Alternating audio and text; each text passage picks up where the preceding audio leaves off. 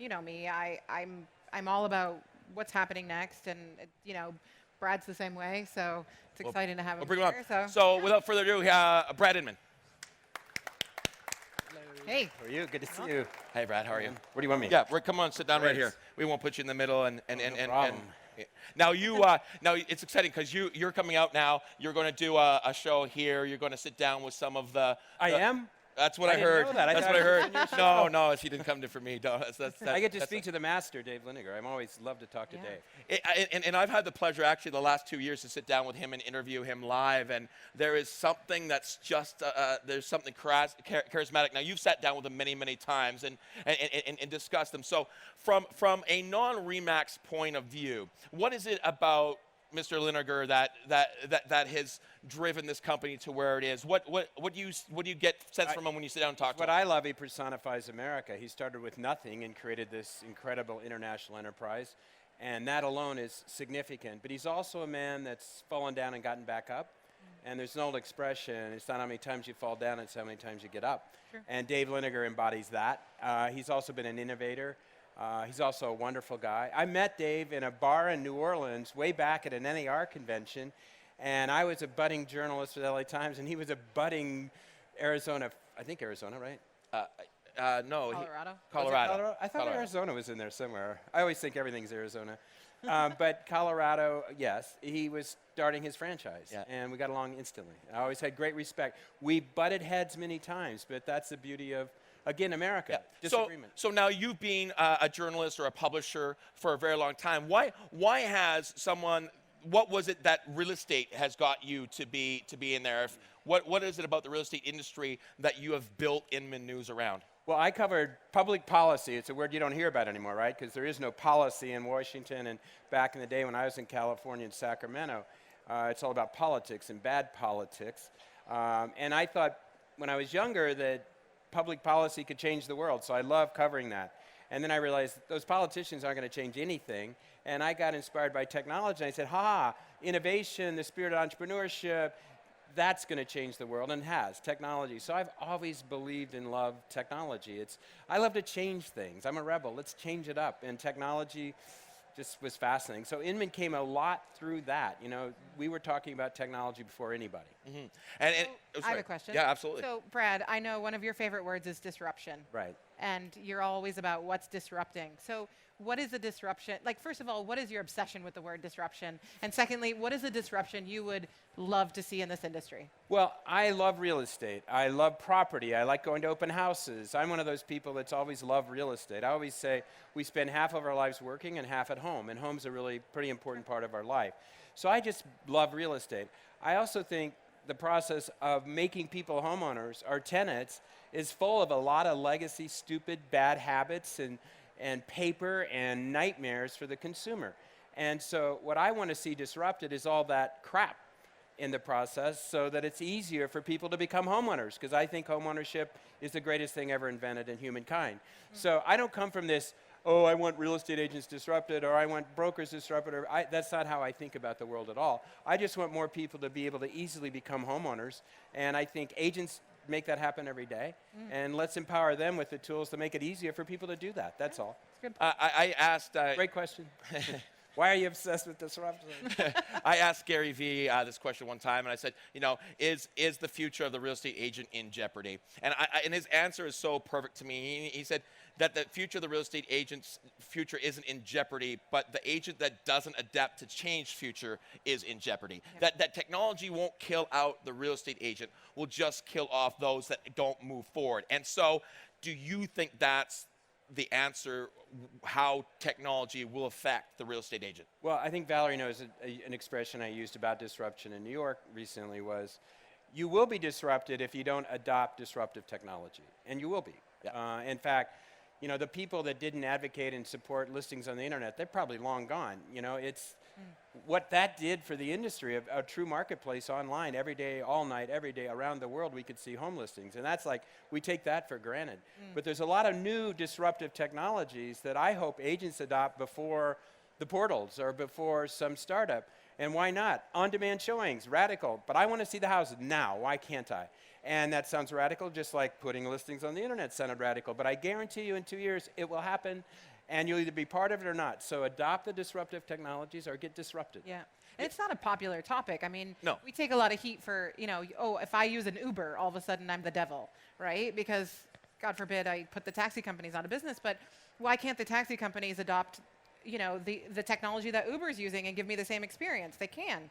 We You nailed it, Valerie, and I've been saying recently, the cab companies, just like the real estate industry did years ago, they fought through regulation and everything else to put a stop to innovation, and then they got disrupted. And now what's happening with cab companies in New York, where I live part of the time, they are adopting everything Uber did. The cars are clean. They're not talking on the phone. Oh my God, they got GPS, and they got an app to get a car. And you know what? The cab companies are better, and I'll take a cab now because they're now competing with the same stuff Uber did. So adopt disruptive technologies or get disrupted. And I totally agree, because we can look at the Blockbuster model, Netflix. Netflix was started by a disgruntled Blockbuster customer who saw a better way, and I think the better way will always win. The customer's experience will always win out. That's just what they will choose. And so our job then is to continue that customer experience. So now, one thing I would say, the people in this room, particularly the people in this audience that are here, you know that some of the stuff that's introduced is stupid. Yeah. Because you know real estate better than anybody. And I always say half the stuff we put on stage doesn't work. You tell us, because you're very savvy, you're very smart, and you are the filter to beta test this stuff. But beta test it and tell us what's wrong and what's not working, because ultimately if it's not working in the field, it's not going to work because some startup guy thought it up. So here's my big plug for what Inman does for me as an agent.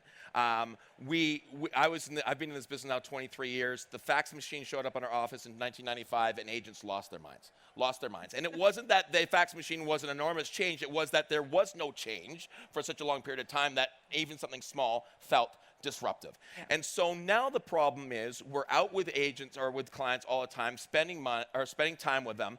How can we afford the time to look around to see what's coming around the corner? Because if we don't, we'll end up Blockbuster model. So one of the things I love about Inman is that I can just go on there and read my articles saying, actually, that's an opportunity. I heard about that again. I heard about it again. So it's one of the things, is that your role in the real estate industry, is to always look around the corner so that as an industry, we're not surprised? I think part of it, and we also write about it all, and sometimes people get upset. But our view, if you're out in the field and you're a real estate agent and you don't understand something that's actually going on that your customer knows about, that puts you at a disadvantage.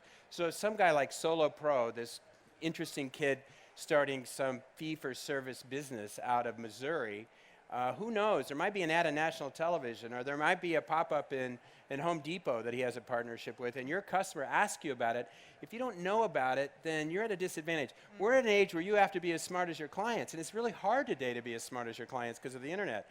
I mean, what's the biggest university in the world?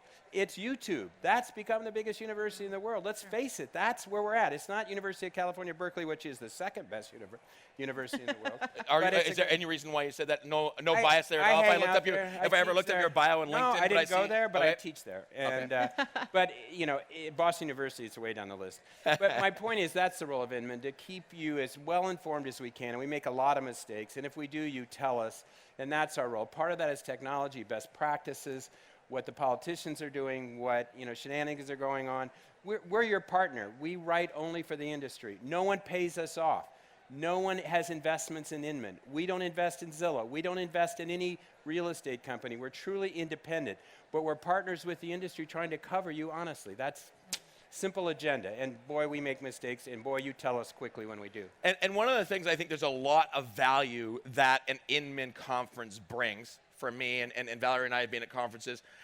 We are at RE/MAX conferences all the time, and the other brands at their own. But when you can cross-pollinate a little bit with the ideas and sit around a table where I didn't see it that way because we're so inside baseball. So what have you found? What have you found when you're out at these conferences that makes a conference that's multi-brand different than just a branded conference?